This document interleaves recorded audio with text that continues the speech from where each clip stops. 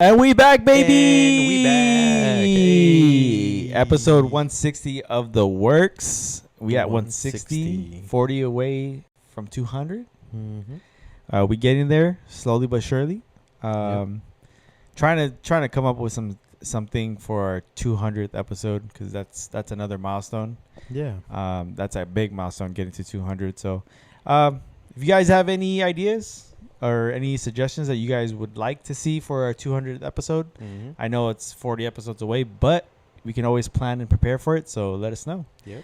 That'd be great to have you guys' input or feedback Definitely. for that type of stuff. So, yeah, man. All right, let's get down and dirty. How was your week, Chris? Get to the nitty gritty. Sure. My week was better than last week. Or last time that we were here. Still, what did I say? I was like, I'm like kind of overwhelmed type Yeah. deal.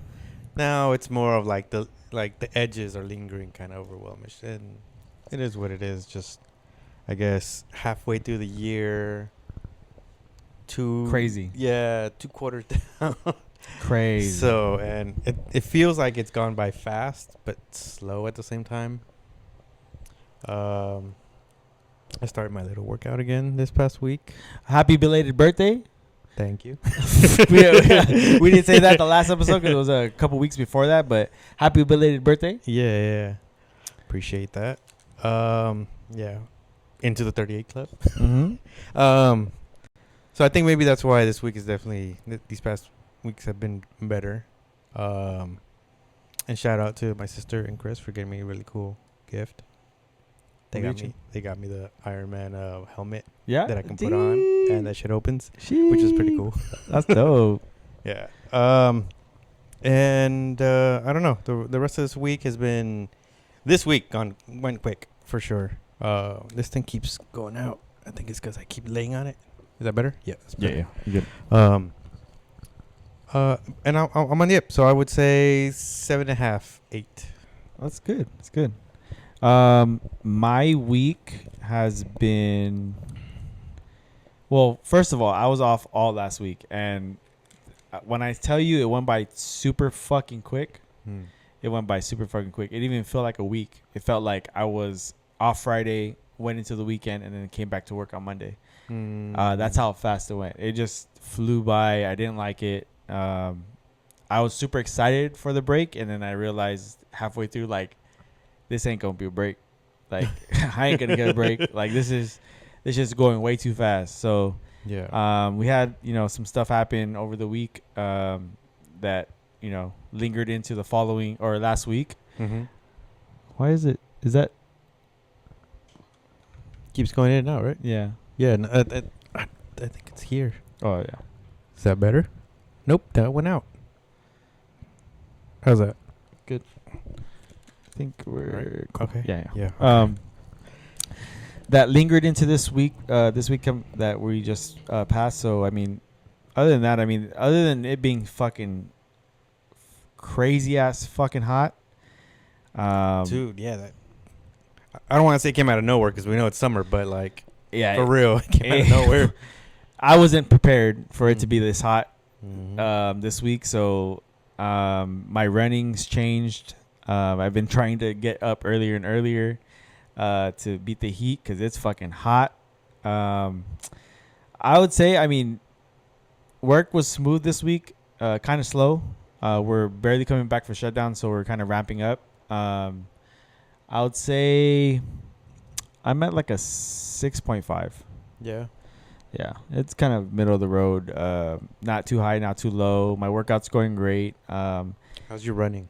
My running's great, actually. I'm starting to notice the gains, and that's weird to say because it's like when you lift, you can see the gains, right? Just body-wise, like you can tell, like, oh, my muscles defining, or I'm getting stronger and all that stuff like that. Mm-hmm. Running-wise, I feel I had my first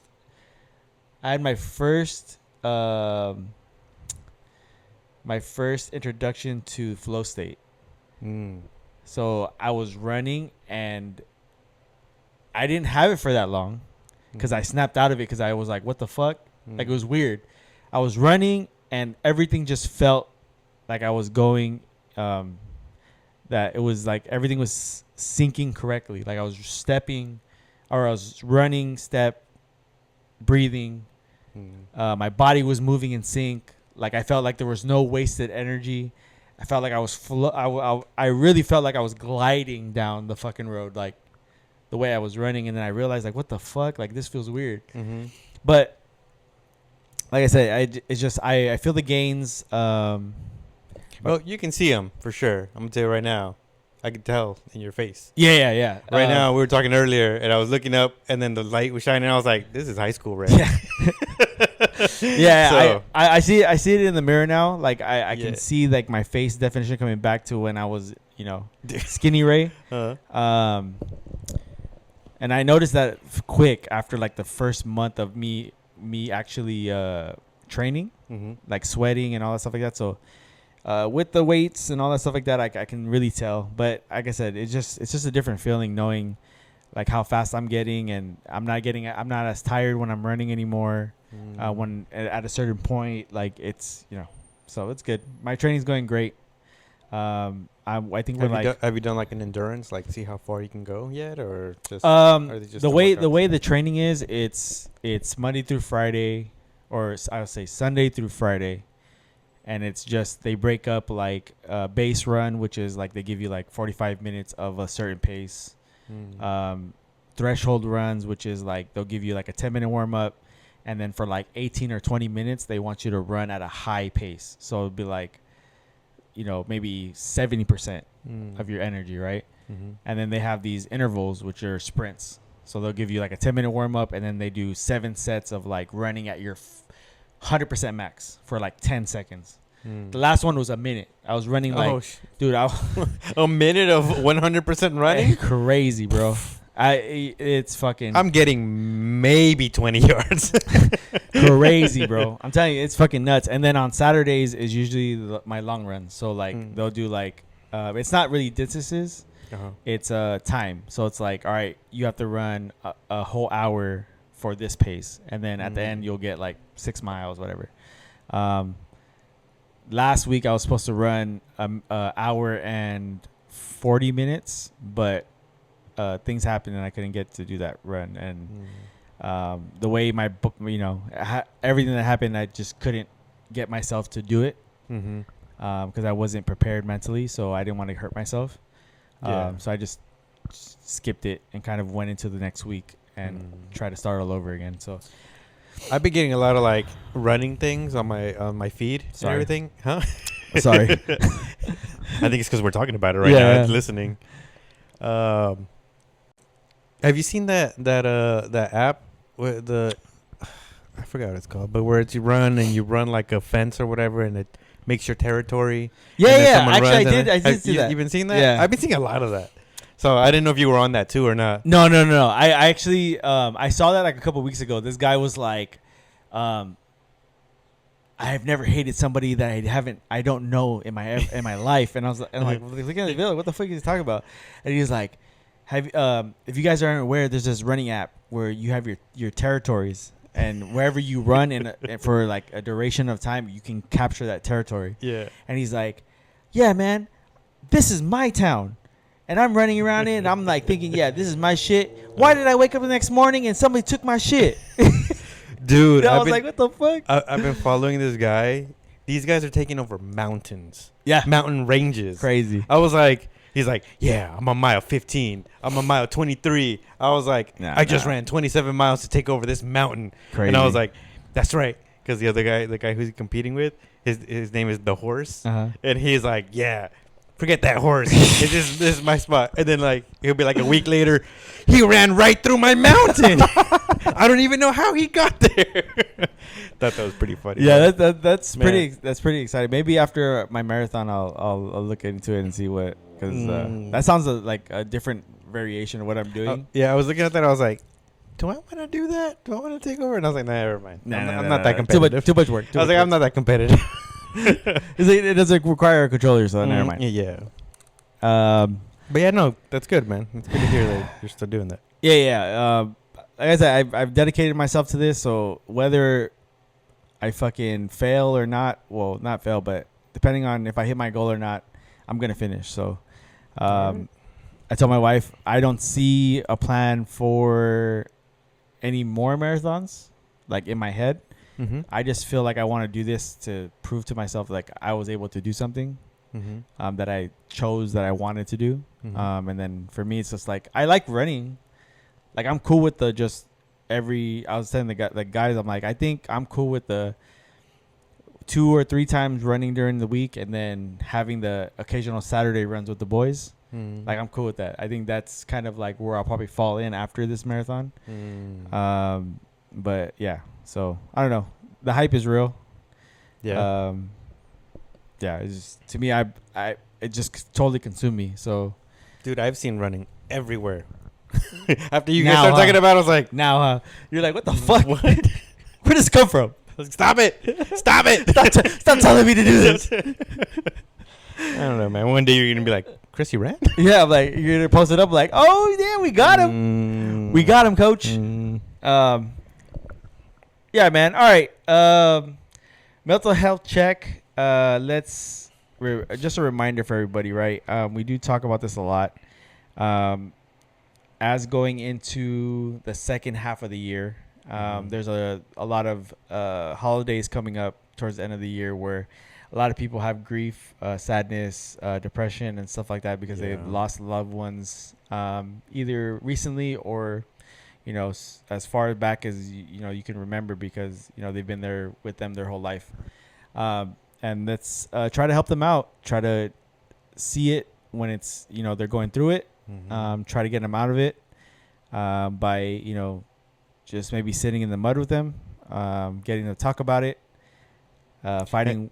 If you're in it, try to call. I know I wouldn't even know how to say this, but like, just try to get someone to be there on your side for something. You don't want to fall and then stay in that despair, because that's even though it's easy to do that.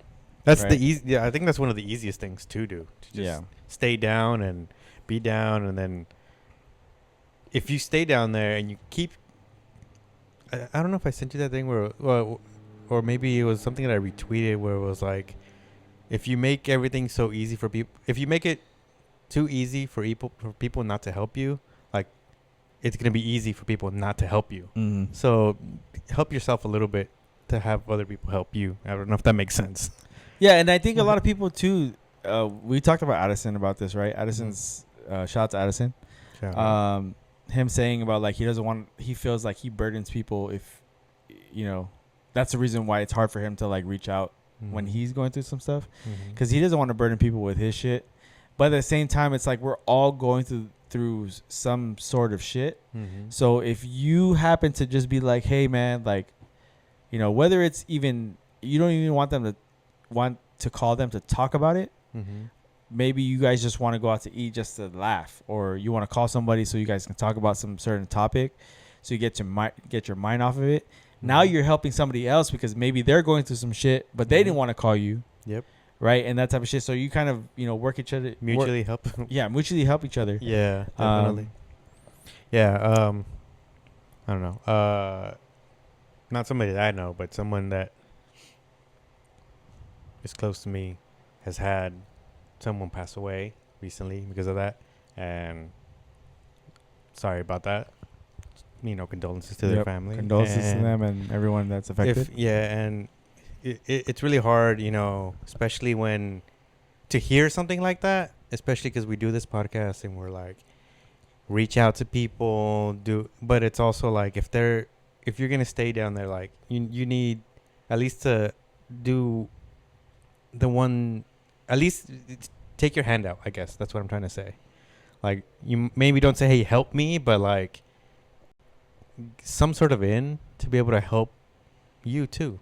Well, and I know that's hard. That's and I would say like we're not saying don't go through it, right? Because it is healthy to let out your sadness, your grief, cry, yell, all that stuff like that. But what we're saying is like let somebody in your most vulnerable moment, right? Mm-hmm. Because it's healthy for you to have somebody there to help you Mm-hmm. through that, right? So you don't feel alone, because I think a lot of people get to that point because they feel alone. They feel like nobody's listening. They feel like nobody's watching or nobody cares. Mm-hmm. But if you just reach out and be like, hey man, like I'm going through some shit, I just need you to listen to me.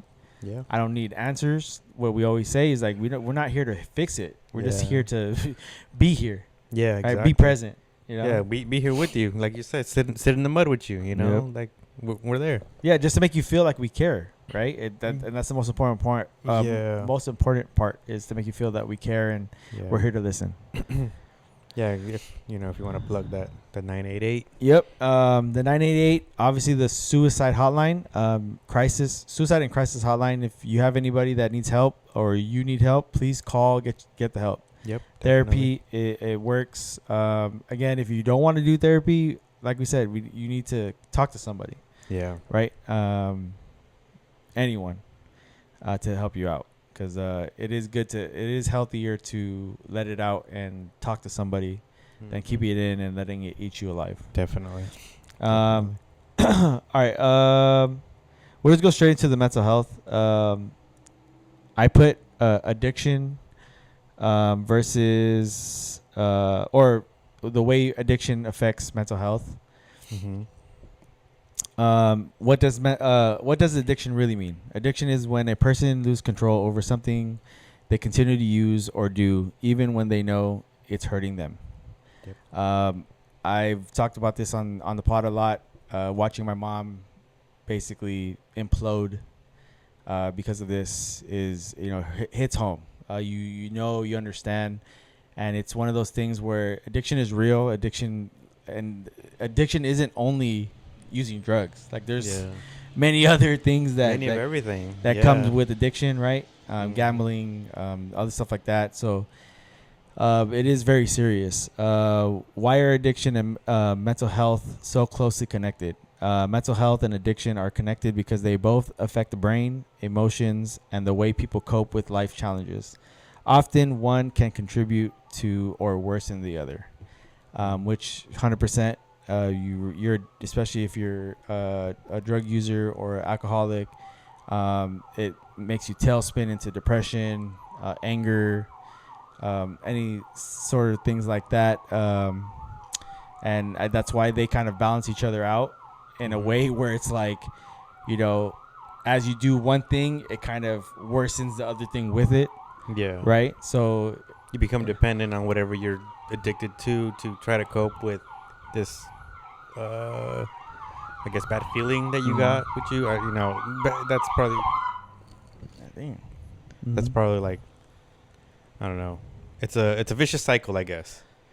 You're using the thing to cope with the thing that you have, but then that's making it even worse. So you go back to the thing. Yeah. Like and then even if you are not, like, say if you're using, it's worsening your mental health, and sometimes you're not even using and your mental health is forcing you to use. Right. So it's kind of like you said, it just works off each other. Yeah. Common misconceptions about addiction. Addiction is a choice. Reality, while the initial decision to use a substance or engage in a behavior may be voluntary, addiction changes how the brain responds to and rewards stress and self-control. Over time, stopping becomes much more difficult than simply deciding to quit. Like I said, just off of experience, bro, my mom trying to quit, I saw her multiple times try to quit. Even the last time where she did and she was 100% in, like, I'm going to quit. I'm not doing it anymore. And then the fear in her eyes, knowing that she was going to finally face reality and come out and not be at the rehab center anymore and have, like, the guidelines and the walls, protecting her from the outside world, right? Because when you want... It's a whole different thing when you're in a safe space, being able to recuperate or, get back what you lost and kind of remember who you are. And then you introduce them to life, which is there's nobody there watching them 24/7, or telling them, hey, you're not supposed to do that. Yeah. And now you're having them try to go out there and fend for themselves, right? And to me, that's kind of what happened, and she lost that battle. And being addicted and an addict for so long, it made her that susceptible to be like, all right, when I got out, it was like instant, right? Kind of, it's one of those things too where you have a habit or a routine. So when you get back into that same position, that habit or old routine just comes back up. Yeah. Right. Yeah. That, and you have to have the right support. But it's like at the end of the day, you know, I don't think she had the right support. Being, you know, both of her parents were old, and they, you know, they all they wanted her was to be healthy, but you know, they didn't have, you know, she couldn't keep herself in a rehab. And I think that's probably what would have helped her maybe another year. But the way the system works, it's like after a year, if you're good, then they send you home. So, yeah, man, it's a very, very touchy subject, and it's a very hard thing to cope with, because you know a lot of people who go through that. I have friends now. We've had people on here like Jesse, Ian, when they were on here. Both of them, you know, explained how, you know, they were using and drugs and all that stuff like that, and how hard it is, and you know, that type of stuff. And it's like, it sucks, man, because it's once it gets a hold of you, like, you know, it's like, what is Bangkok has you now, he's never gonna let you go. Oh, yeah. You know, it's the same shit. It's like once it gets a hold of you, it's never gonna let you go. And I'm not saying that never, right? Because there are people who kind of fight that daily battle, and who work on it every hour, every second of the day, to be sober and to make it in life. Well, from what I hear, you know, it's you never get cured. You're constantly. I'm blanking on what I've heard them say. Like, it's a constant battle, and you're just. I don't know. I think I'm butchering it right now. Sorry. But if you want to really look at it, it's like every day is a new day. Yeah. Right. So you're never gonna be cured. You're never gonna lose what addiction you have. But every day you wake up is a new battle that you have to fight to get through that day. Yeah. Right. And some days are probably easier than others, and there's other days where they're more harder than pause. I haven't said anything like that in a long time. Than others. And you know, and shout out to them, who all the people out there who are fighting the good fight, and that chose the life of sobriety and continue to make their lives better. And you know, prayers and condolences to everyone who's lost somebody to addiction and stuff like that. It's you know, it's a hard thing to go through, especially when you have a loved one who that you see deteriorate or, you know, implode in front of your eyes. Yeah. You know, it sucks. Chris, when you hear the word addiction, what's the first thing that comes to mind? First thing is alcohol. I think that's probably like the most common. Yeah. You know? I think, yeah, probably number what Family Feud number one answer. Yeah, number one. Yep. Alcohol. Yeah, because I would say alcohol, probably drugs is the second, or maybe even gambling. Because you know, and it's crazy because like you think about like we're talking about, you know, drugs or alcohol as addiction, but there's something even, not I want to say even worse, but there's something else that is more terrifying, because it can't kill you, but you can really fuck up your life by gambling. Oh, gambling. Right? Oh, yeah, definitely. Yeah, like, you know, it's like it's something that can't kill you. Well, maybe, you know, you get the loan sharks or somebody you owe money to. I don't want to make light, right? It's just I just started thinking about movies, right? Movies, and then you get into deep, and now, you know, you're in with the loan sharks and shit. Yep. So, but yeah, food, man. You can get Oh, addicted that's to it, yeah. food, dude. Like, That's a silent killer. that's a silent one for sure. And Yeah. yeah, because there's I mean, you see all the 400 plus pound documentaries or Mhm. TV shows that they say the life in the person, and they show the struggles they go through, and that's the one of those things where it's like, man, that might I don't even like I'm trying to think of like how, right, Mhm. to compare, not only compare, but the way that I can't even think about like the way I'm trying to phrase this, because I don't want to Mm. sound like a dick. Uh, uh, uh, Sorry to interrupt. The reason why I said food is because I had a past coworker who we didn't know. Obviously, we didn't know this great man, cool. He was always chill.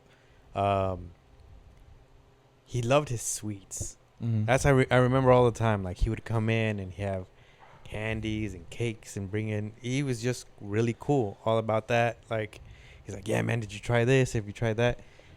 Unfortunately, he passed away. Complications from diabetes, Oh, yeah. and I can see how like. Obviously, after the fact, you hear like I think he had an addiction with candy, with sugar, Mm-hmm. and it was just very pronounced for him. And you don't really think about those things till after. So that's why that was the second thing when you asked me that question. That obviously alcohol, but the second thing it was so ingrained in my brain about that was because like I had worked with this guy for like almost 7 years. Me and him had the 1 day apart birthdays. Oh shit. Yeah. Mm-hmm. So I like when my birthday passes around, it reminds me of him, and obviously he's not there anymore. I hope his family's doing well. He had kids. His kids were older already. He was an older gentleman. So I hope his family's doing good. We haven't heard from them anymore. But yeah, I don't know. That's so though it's those far off addictions too that Yeah. you don't really think they're not really, for lack of a better word, mainstream, I Yeah. guess. Right? I guess those are the worst kind of vices you want to think Yeah. about. Like, especially when you can't control the urge of. Dude, I remember he would come in and he'd be like, he'd bring everybody donuts. Oh shit. And I was like, oh, yeah, man, these are good as donuts. But I like, you don't see those kind of things, right? You don't think of it, oh, this man's addicted to sugar. He's like, You think he's being nice? yeah, it's being nice. And I'm just like, man, I wish we could have been like, hey, can we like, obviously he's a grown man. I'm not going to be like, hey, don't buy fucking candy. Yo, But like, no donuts. but yeah, I don't know. It's a tough stuff. Yeah, definitely. For sure. Mental health connection, depression and addiction, anxiety and self-medication, PTSD and trauma, loneliness and isolation, low self-esteem and shame, why addiction is often symptoms rather than the root problem. Yeah. I mean, that tells you everything. I mean, you look at us growing up. I mean, I know people who with low self-esteem and just using because they just wanted to feel better, or want people that are thinking that they have a bad life, and all they can think about is using, right, to make them escape the life they're in and that type of stuff. And it's pretty sad, man, especially when you see a family member and they're just going down the wrong path and there's nothing you can do. I mean, there's stuff that they're in place that you can try to help, but again, when you talk about addiction, right? And I'll tell this to everybody, I went through it. Is trying to get somebody to be healthy for you is never easy. Yeah. It's them. The only way they'll get healthy is if they want to get healthy. They want to, for them. If they don't want to get healthy, there's no way you can. There's no help for them at that moment, right? Yeah. Until they have that come to Jesus moment and they're like, all right, it's time. Which some of them don't get to that point, and they hit the wall and that's it. Yeah. Right. So, the cycle of addiction, discussing how the cycle often looks: emotional pain or stress, using something to escape, temporary relief, guilt or shame, more emotional pain, returning to addiction. So we just talked about that a little bit, about temporary relief, somebody who's going through some shit in life and they feel like that gives them the escape that they need to maybe get over the couple hours or a day of pain they're going through. Stress, a lot of people use because of stress. More emotional pain, going through some grief, somebody passing away in life, or returning to addiction, somebody who's stopped using and then finds it again, and it just, it's just a relapse. A relapse to come back to something that feels normal. Why is a cycle so different or so different? Why is a cycle so difficult to break? I think it's just because it's a routine. If you think about it, everything in life is like a routine. Like once you get into the cycle of like, I do this same thing over and over and over and over again, especially if you get the endorphins and you're gaming. When we were when we were in COVID, that's the only thing I can think about is going home and fucking getting on that game. It's just one of those things that it's just, I don't want to say that it's the same. I'm not saying, okay, don't cancel me. I'm not saying it's the same thing about fucking doing drugs, but I'm saying as the routine goes and the endorphins hit, like it's those things that bring you back. You can talk about it scientifically. Obviously, we're not scientists here. We don't, we're not medical professionals here or anything. But I've heard that you're getting a dopamine hit. Yes, and I said endorphins. What is that the same thing? Endorphins? I don't know. Dopamine and endorphins is the that's the happy thing, right? You can say that's the happy kind of right. And then the dopamine is one that hits your reward system or whatever it's called. We're not scientists, all right. we got feelings here, not facts, all right. 100%. But it's with all addictions, it can be the same. You're hitting that dopamine receptor and it's just going. And the problem is, that system, that reward system gets I was gonna say it gets tired. No, it just gets used to it, and if you don't up the dopamine that you're getting, it's not gonna feel good for you anymore. So yeah, maybe during COVID when we were playing and eventually it died out. Yeah. Right. But then obviously, gaming's probably not, and it's not as hard as, some other substances or whatever. But, I guess we know people do get addicted to games too. I forgot about that one. Yeah. Gaming addiction. They have, I had that food one was one. Gaming addiction was another. You have, say, sex addicts, right? Also. If you watch Son of Anarchy, you have the guy that liked to jack off. So you have jack off addicts. There's just gambling addicts, like I said. There's just so much shit in the world that you can get addicted to. That's doesn't have to do with either drugs or alcohol. Substances or whatever. Yeah, substances. That is crazy, man. So the next one is how does shame keep people stuck? I think honestly too, shame has a lot to do with it. It's just the embarrassment of knowing they can't stop.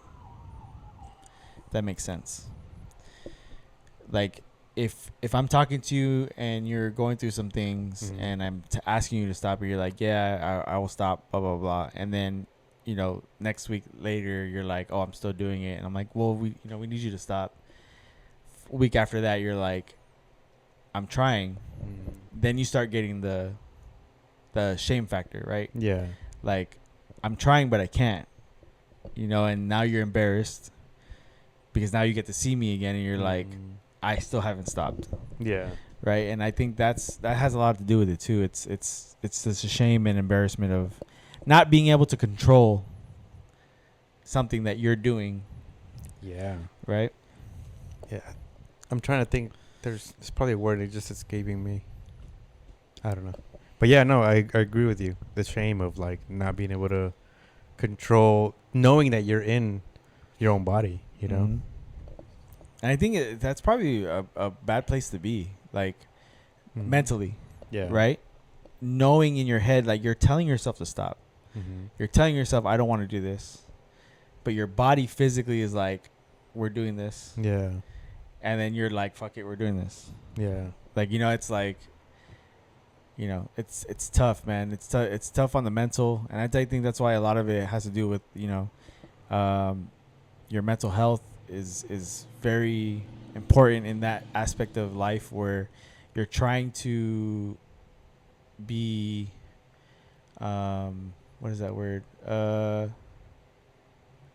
was gonna say motivated, but it's not motivated. It's dedicated. No, is it dedicated? No, what is the other word?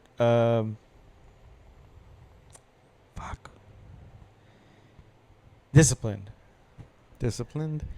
You're trying to be disciplined enough to not do something like that, right? You're trying to get yourself to be like, all right, maybe we've done this before, but I don't want to do this anymore, right? And just like working out, right? And you eating junk food, right? You don't want to do that, but you want to be disciplined. And that's kind of the things where you're like, when you're in that kind of addiction cycle,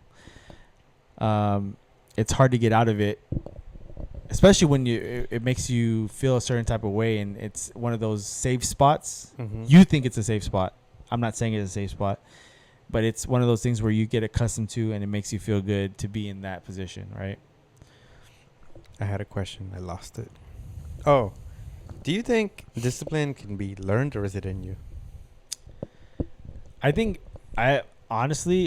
discipline is learned. Is learned? Is learned. Because if the way I see it is like how kids are, right? We'll just stepping outside of this addiction conversation. You have kids who are not disciplined and the kids who are disciplined, right? And the reason why they're either that or not that is because their parents are teaching them how to be. And yes, maybe you have it in you because maybe I guess it's a genetic. I don't want to say it's a genetic thing, but I just think you learn what you see. Yeah. Right. And if you learn that your parents are not that, the reason why I asked the question is because I think people have tenacity, right? You have tenacity, but discipline goes with it, right? A little bit, because you have to keep at it. Now, the reason why I asked the question, can you learn it? What if you don't have tenacity, right? Can you stay disciplined? And I think that's where I get like, I think that's a great point because you think about Kobe, right? Kobe's probably the most disciplined person, but his tenacity is crazy. Exactly. And I think that amplifies it, right? But also, I think it was learned. Like I don't think he just knew how to be disciplined. I think it was taught to him. But with his tenacity, it amplified it to a different, like it evolved to a different thing, right? And I think for me, like I say this all the time, like I got my work ethic and my discipline in the fact that I know that I need to be doing something to better my life from my grandpa. Watching him work, watching him tirelessly wake up every morning to go to work, and like even work on the weekends when we go to the swap meet, and provide for the family, that type of stuff. It's something you see and you understand, right? And then there's the people who don't get it. Maybe people who are raised in a different household that are maybe more well off and don't have to rely on or don't see the whole discipline part because their parents are rich. We'll just say that they're just well off and don't have to do anything. Yeah. And I think that even if they have the tenacity, I don't think that the discipline part connects because it's like, oh well, they've never learned that part of being disciplined. Okay. That's just a question I had that went through my head. I don't know if tenacity goes through addiction too, because if you keep at it, I don't know. Like, well, I mean, if you really want to be 100 with it, right? Yeah. The tenacity it probably amplifies addiction too. yeah. Mm-hmm. Because if you get into that, if you use and it gets you into this mode of like, because a lot of people who say and who've used before is they're always trying to chase that first, because that first experience is always the best, Yeah. and they're always trying to find that same feeling again, but they can never get it, and that's why they say that people who use, they usually never find it, and ends up tearing their life apart because they tried to find it. Yeah. I don't know. Signs of someone. Okay. Nope. Go. Signs of someone may be struggling. Personality changes, isolation from friends and family, financial problems, mood swings, loss of motivation, hiding behaviors, neglecting responsibilities. I mean, that could be all mental health stuff too. Yeah, definitely. Not only addiction. Recovery, what actually helps, therapy, obviously. Support groups, accountability, healthy routines, exercise and nutrition, medication when appropriate, building and support system, learning healthy coping skills. I think medication is probably one of the hardest things to get somebody into that, especially when they're using, because there's a lot of addictive substances in those medications that you're trying to get away from. Yeah. Because you're using right now, right? So that those are the kind of hard things, and you see it in movies where, somebody might be using, and they ask them to give them pain medicine. They're like, no, because they're sober, and they're like, no, because it's gonna spiral me back, right? Rather than just take it how it is. So yeah, it sucks.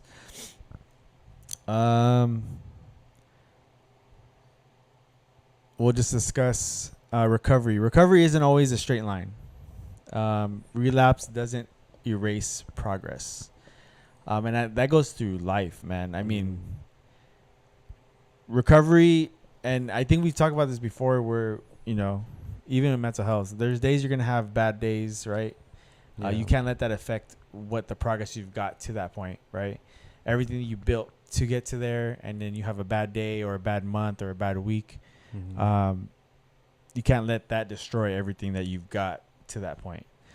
I think that's what recovery and also relapse. People who relapse, sometimes they take it as a sign like, oh, I can't ever get sober. Which you shouldn't think that way, because it's you shouldn't think that way. I think I heard somewhere where they were like, there is no finish line. It's just the next checkpoint, and just make your checkpoints, attainable. Like, don't say, hey, I'm gonna get cured. Say, hey, today I won't do nothing, and then tomorrow comes, and then today I won't do nothing, and then it's a constant, going through that. I don't know. That's what I've heard. No, I mean, we have some stuff here too that says helping someone you love. What to say. I care about you. I'm worried about you, and what I've been seeing. I'm here for you. How can I support you? You deserve help. What not to say. Why can't you just stop? You're ruining everyone's life. If you loved your family, you'd quit. I think that last one is said to every person who's either having addiction, or it's just a toxic way to tell somebody. Definitely, to use as a rage baiting, right? Yeah, and because obviously to help somebody, they want you want them to help themselves, not have them stop for a multitude of any other reason, because especially that's not gonna work. Yeah, and we said earlier, in order for somebody to get sober, like 100% sober, and be motivated to keep being sober, they have to do it for themselves, not for anybody, right? Yeah.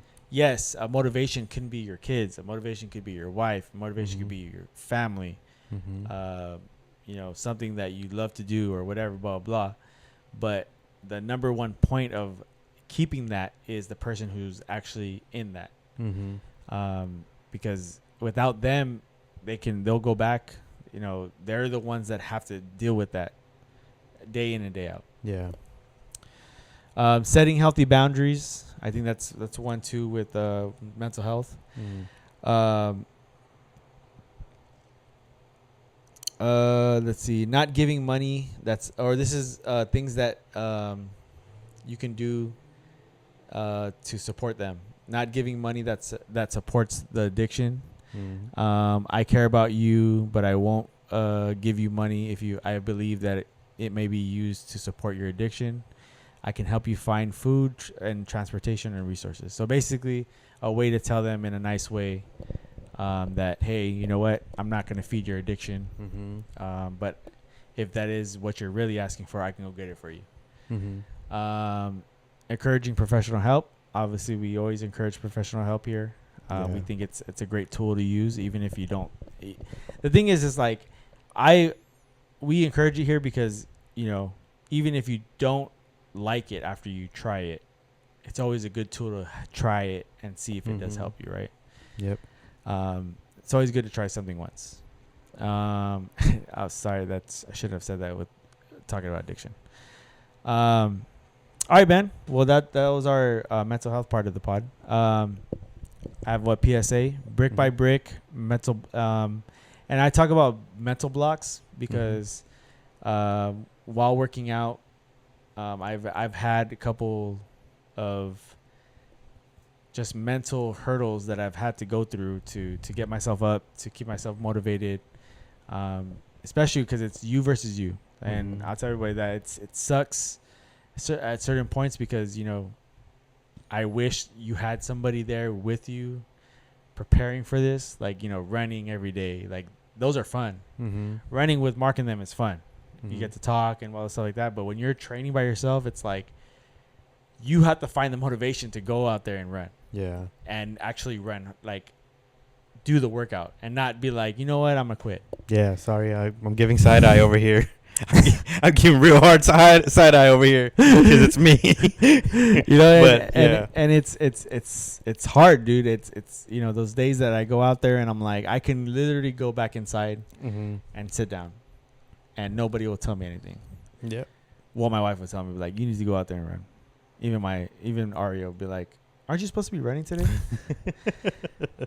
She was funny. But yeah, man, it's a tough grind. But like I said, brick by brick, you look forward to the next step. You don't look ahead of you. Yeah. Because there's nothing good that happens when you look ahead of you because there's nothing built yet.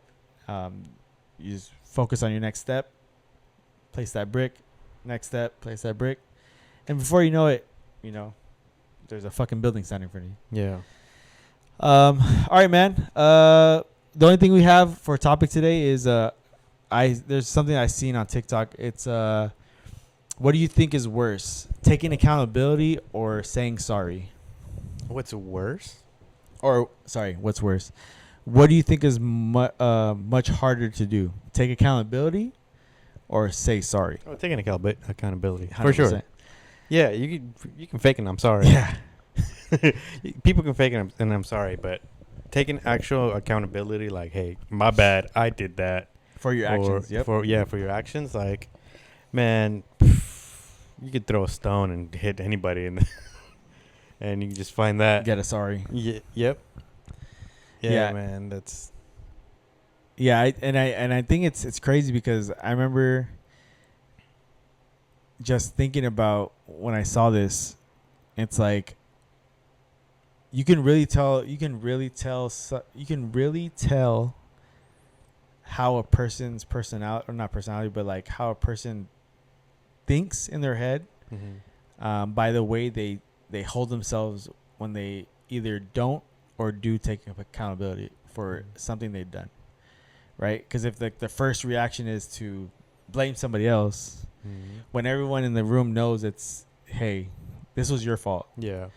Right. And I think this is a good insight to leadership, right? When you win, you give praise to your team. Mm-hmm. When you lose, you take all the blame. Yep. And I think that's for me.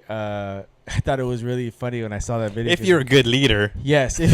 Wait a minute. Hold on. I don't want to pass by that just like real quick because I'm pretty sure I know some people that like are like, oh yeah, we won. Yeah, I'm good. Oh, we fucked up. Nah, it was them. Yeah. They didn't do the job. They Yeah. didn't get it done. They didn't do this. They didn't do that. You know. Yeah, man. I learned very quickly. I mean, me being not in this position and always being on a team Mm-hmm. and understanding how a team's supposed to work and all that stuff like that. It's I feel like I've learned a lot.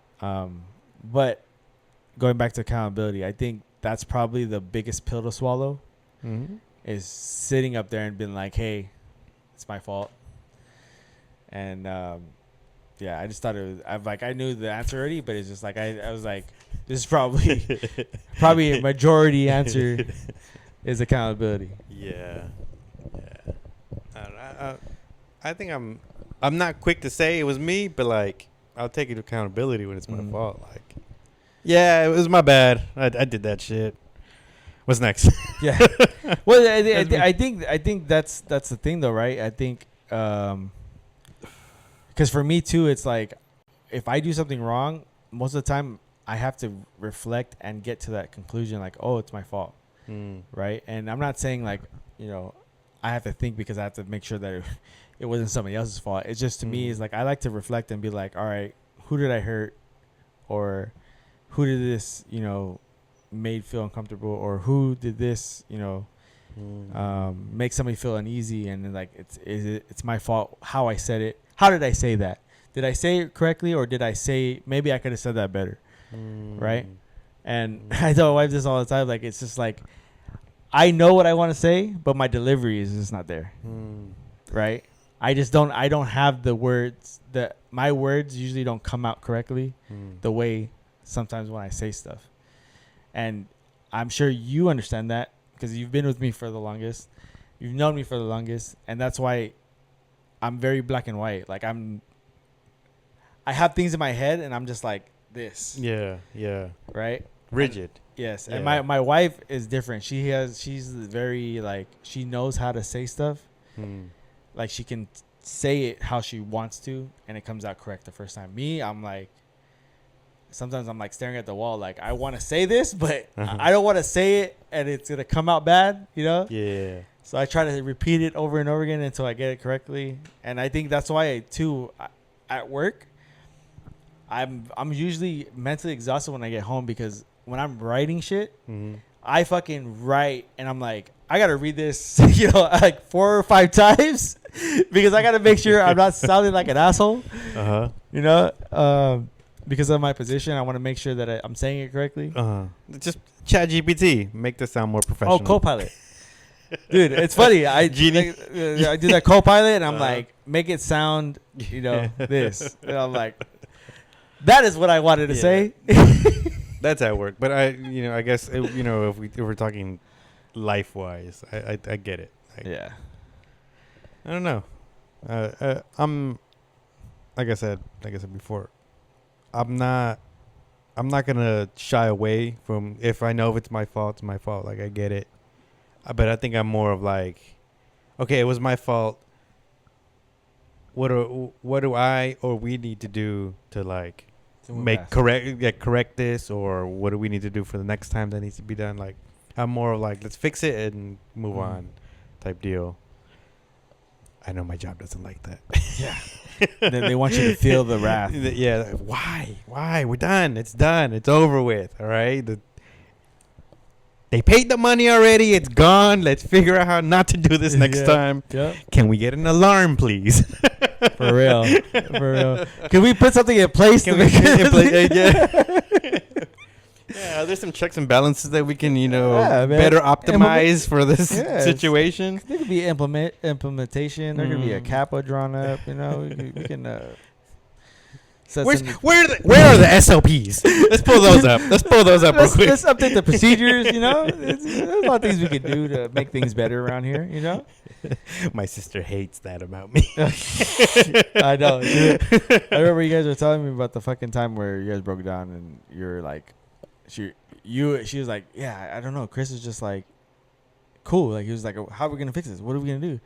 All right, I'm gonna do this. I'm gonna do that. And I'm over here panicking, and I'm like, yeah, that's Chris. Yeah, dude. I'm just like, all right, what do we do? Like, what's next? What do we need right now? We got no car. How do we get a car? Yeah, exactly. That's literally the way my brain works. Like, bro. That's funny. But all right, man. Let's get into Addison's song of the week. Addison's song of the week. I hate that. Like, I put it on my playlist, and then you know how it doesn't have the playlist page anymore. Mhm. It's like something else before, and you gotta click on it. But luckily, it's the very first one on the playlist. And what do we got? Should I do the last four again? I think it's the last two. Last isn't it? two. Yeah. Okay. All I Want by Codaline? Is that how you say it? Codaline? Codaline? Sorry. And then Closer by the Lindas and Haley Williams. Ooh. Yeah. All right. Okay. Thanks, Addison. Appreciate you. I Thank actually you. saw Addison today. Oh. My little few times I get to see Addison walking down the hall. So shout out to Addison. Thank you for always updating the playlist. If Yeah, you don't know, we definitely. have a The Works music playlist on Spotify and Apple. If you haven't listened to it, it has all our Addison song of the week, Mm-hmm. and it's very, very good. Yeah, it's good. Very nicely curated. Shout out to David Mayhall. I've recently just started talking to him. He's been ghost on Instagram for a long time. Oh, huh? Shout out to David May. I haven't really talked to him since. Shout out to him. Wow. I mean, he's doing the family thing. Yeah, right yeah, now. he's doing so- great. I said, Yeah, definitely. First picture he put up when he came back to Instagram was him and his family. Mhm. They're doing great.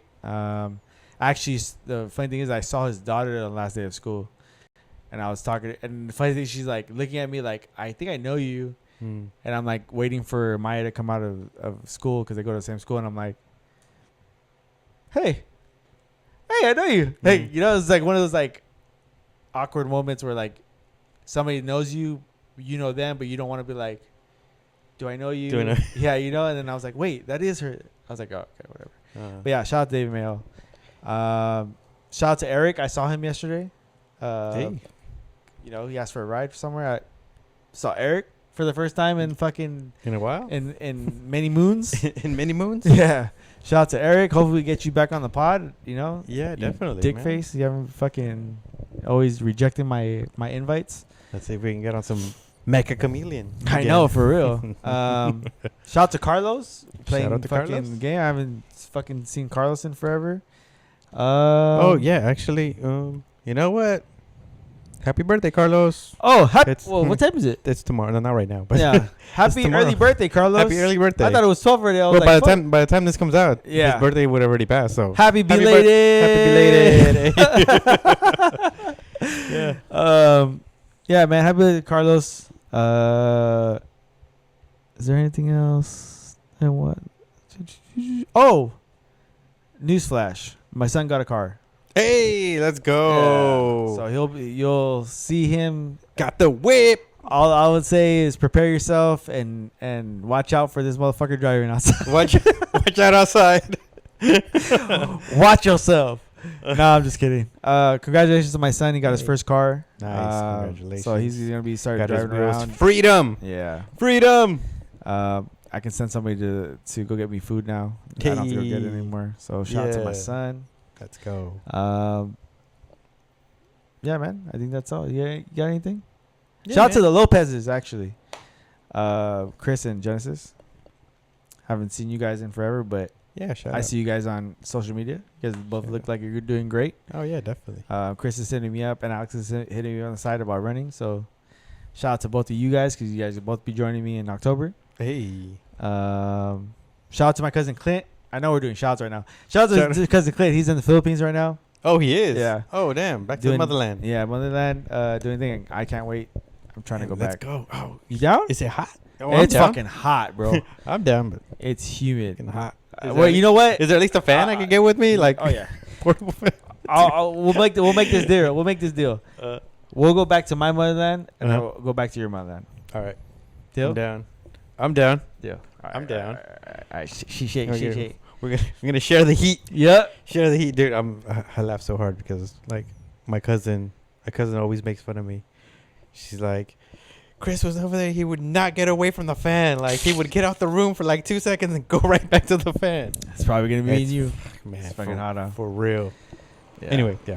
But yeah, man. All right. Well, that's episode 160 of the 160. works. And yeah, you have anything? I do not. No. All right. And we'll catch you on the next one. Peace.